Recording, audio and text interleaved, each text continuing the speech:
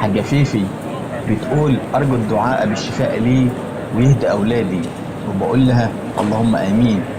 اللهم إني أسألك باسمك الأعظم الذي إذا دعوت به أجبت، وإذا سألت به أعطيت، وإذا استنصرت به نصرت. إن تشفي حاجة فيفي يا رب اشفيها يا رب، اشفيها شفاء لا يغادر سقما، ومن عليها بالصحة والعافية، وارضها وارض عنها يا رب، وبارك لها يا رب، بارك لها يا رب، بارك لها يا رب، بارك لها فيما أعطيتها يا رب، واحرسها اللهم بعينك التي لا تنام، واهد لها أولادها اللهم يا رب يا رب يا رب. اهد لها أولادها يا رب، اهد لها أولادها يا رب، وبارك لها فيهم يا رب، يا رب بارك لها فيهم يا رب،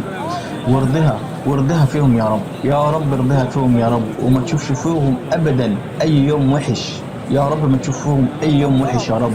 وتشوفهم دوما أصحاء أقوياء، وابعد عنهم شر الأمراض وأصدقاء السوء.